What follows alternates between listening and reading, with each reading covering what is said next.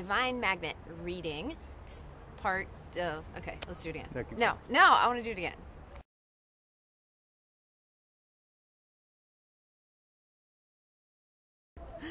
Divine reading, what?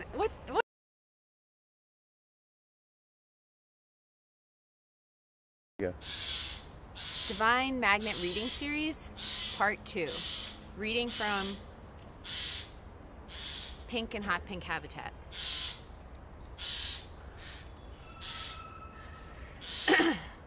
Two jackals. The jackal dressed me in the storefront, a jacket and white belt and lace-up shoes. To a customer nearby, I mouthed, "Don't leave me." The jackal's sinister intentions.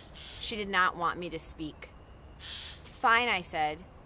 "Give me the jacket."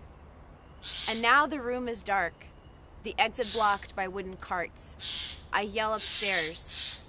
The jackal is behind me.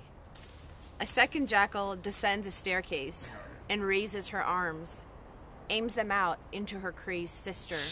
They retreat, pointing whole hands at each other.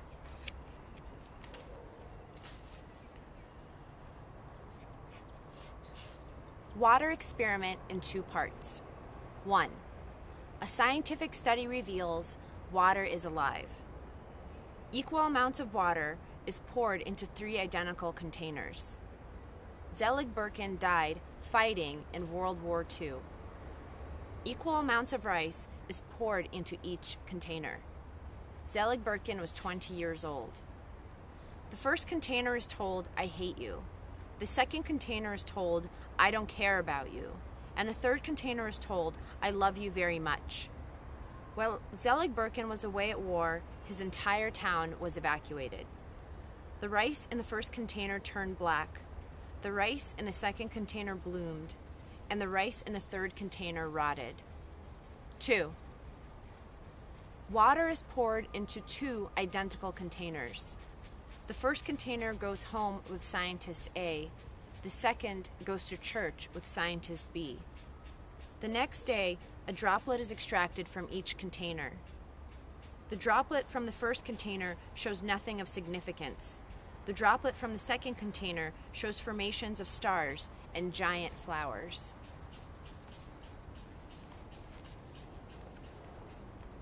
Beth's tree experiment. We go in circle. We are on a slight tilt. Point A. Point A is Selma. There had been previous attempts on Selma. Then symbolic marches. Later, an attempt to return butterflies to the gardens. Beth claimed that bees are the after moment. After something, a swarm of them. To gently send bees into a fog is a calming influence. Point B is the early life and founding of a temple. Point B deals with wings of deliverance, the people's temple, and revolutionary suicide. Bees are widely known to self-destruct. They are often followers of a bigger force. Beth, who previously claimed that bees are the after moment, failed to report his time travel experiment. The circle is stacked so that point T rests under point B.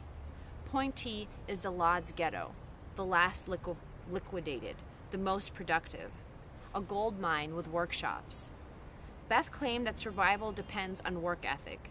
The bee is entirely dependent on outside sources. There was no resistance in the Lodz ghetto. Compare this with Warsaw, Vilna, and Bialystok. Beth claimed symbolic, polemic, and defensive resistance, and sometimes sabotage, are the bee weapons. This brings about a certain hive order, a killing machine of sorts.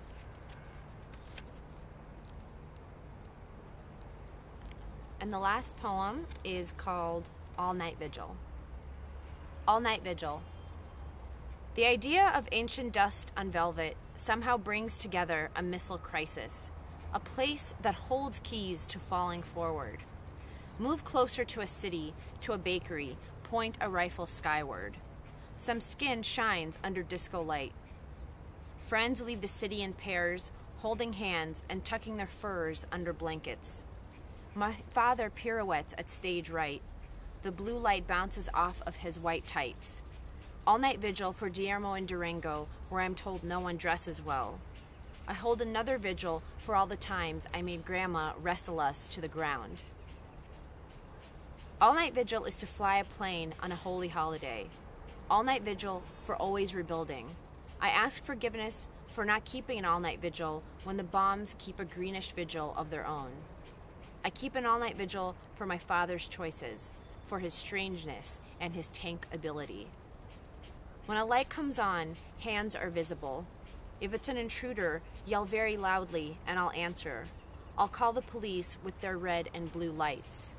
If only your body is left, I promise a certain relief as an officer lifts a section of hair off of your open mouth.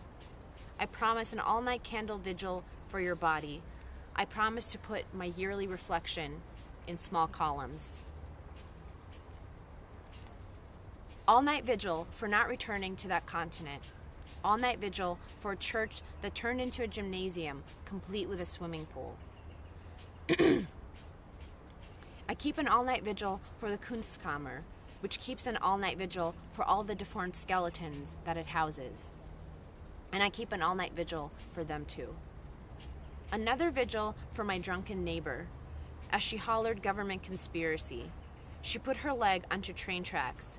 She swung her arms as her phantom infants baked bread.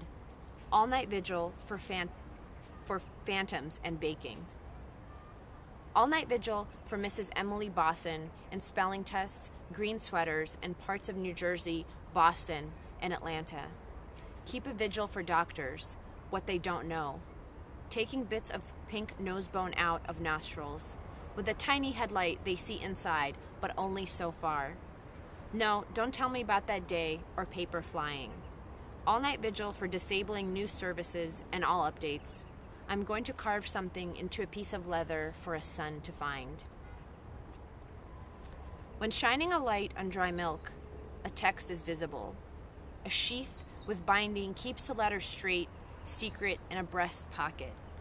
All-night vigil for old documents strapping parts of one family to another. All-night vigil for dead world leaders. With this idea, I sculpt a new nose with my gentle hammer.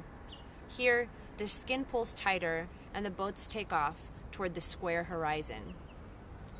All-night vigil is to roller skate. To hold hours in a circle. A little heat is extinguished by the rug, and the book press whatever it is into your hands. Documents. Documents of a country years ago. Photos of graying people.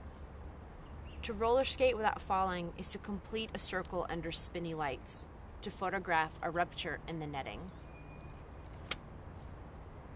Thanks for listening. Bye.